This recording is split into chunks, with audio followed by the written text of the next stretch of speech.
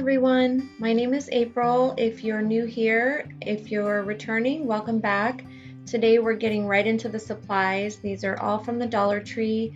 I used 4 packs of rulers, which come with 2 each, and then I used 3 of these little signs. And I just got these last week, so hopefully they still have them at your Dollar Tree. So starting off, I just pulled off 2 of the little squares to use for the sides of the crate, and they were kind of warped, so I had to bend them flatter a little bit. I painted them with my Rust-Oleum paint, my Rust-Oleum chalk paint in linen white, and then I just set those aside to dry. I'm opening up my rulers, and these little plastic pieces just peel off really easy. And I set 4 of those aside. We're going to use those later for part of our project. And like I said, I used 4 packs of rulers, which equals 8 rulers total. And then once we did that, next I created the first side of the crate. I just laid 3 rulers out and then applied my hot glue to the edge, and I just kind of figured this out as I went along. I wasn't quite sure how I was going to make this. I mean, I had my idea in mind, but I kind of figured it out as I went along, as you'll see. So once I hot glued the first side on, I just set a little candle holder on there to help hold it up while it dries, and the other one I just hot glued it on and held it. And once you get the second side on, this is not, it's not the most sturdy crate. You're not going to be able to be really rough with it, but you wouldn't be really rough with it anyway. You can easily pick it up and move it around, and it's not going to fall apart once you get it hot glued really good. So here, originally I thought that I wanted to use the whole part of the sign, and so I was going to use the other 2 pieces to create the bottom, but that did not work out, so I just tore those off and decided to use another pack of rulers. I just wanted it to be, more budget friendly and to have to use less rulers, but I ended up using 2 more, and that worked out way better. And there's the crate. It turned out really good, I think. Next, we're going to create the back, the little picket fence part of the planter. And so all I did was just rip off the ribbon on this sign. And these little staples, I wanted to show you that they're not, they're like really short staples, so they're really easy to pull out. And so I just tore all of that apart. And at first I wanted to, again, see if I could make it less costly and just use 1 sign with the 3 pieces, but I think it really needed to have 4 pieces to look right, so I did end up using another sign.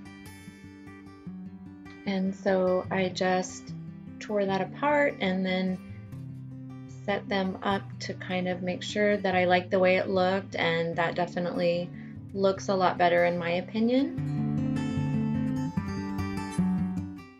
So next I just started hot gluing these on, and as you'll see, at first I just hot glued them all to the edge of the crate, but once I stood it up, I realized that it kind of tipped backwards. It wouldn't stand up, so I had to tear 2 of them off and replace them and just kind of hot glue them down a little bit.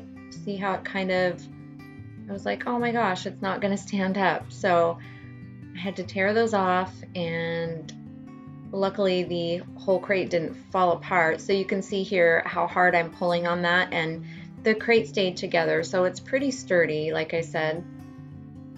And once I fixed that problem, it was perfect.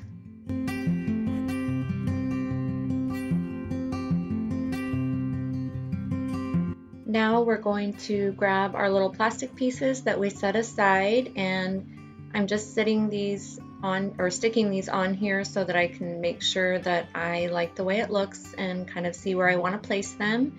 And then I just hot glued those on.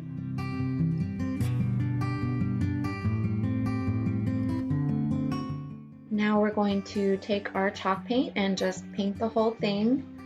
And it's definitely easier to wait until, you know, everything is put together before you paint it, obviously.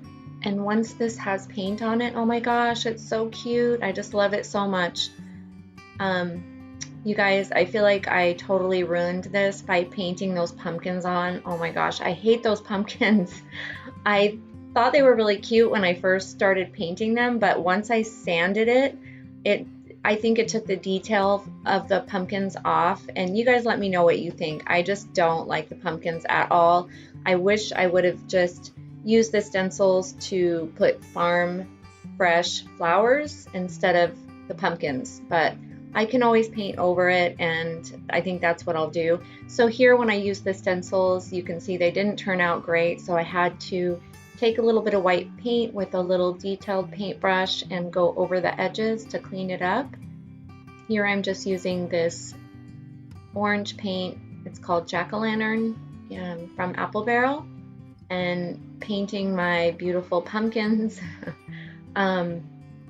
Yeah, like I said, when I was painting them, I'm like, oh, these are really cute. I was actually inspired by Sarah over at Pajama Crafts. I watched her freehand some artwork, and hers turned out really cute. So I'm like, oh, I can try that. And no, it didn't turn out good, but oh well. And if I forgot to say it, you guys, the stencils I got at Walmart, this paint I bought at Joann's, and I think the little paintbrush I bought at Joann's as well. But I think they have the paint, well, I know they have the paint at Walmart too. You can get Apple Barrel paint at Walmart. Here I'm just removing, originally I was going to leave the rings on the lids, but I ended up just removing the ring and the whole entire top. These are little checkered headbands that I found at Walmart. Oh my gosh, I was so excited when I found these.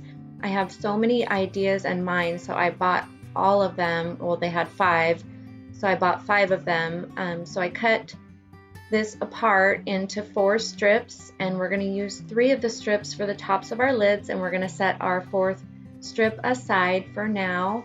And then I just kind of folded it and glued it to the top, and I just think it makes it so cute. Look at that, so cute. So I did that to all 3 tops. And then here I am using these sunflowers from Dollar Tree, and I just cut them with my wire cutters that I finally found, which they're still really hard to cut through. I almost think it's easier to use scissors and then just kind of bend the stems until they snap off. So here's our 4th piece that we set aside. I just tied a little bow and then hot glued it on the front of the little picket fence. And I think it just adds such a cute little detail. I love the way it looks with the little bow. And finally, I just had this extra piece of what was left over from some other flowers from Dollar Tree, and took out the little grass pieces and stuck them in the sides. Again, for just some little detail, gives it kind of a fall vibe. And I really love the way this turned out, minus the pumpkins. I hope that you guys liked it too. I hope you're all having a wonderful day. Thank you all so much for your continued support, and I will see you all next time. Bye.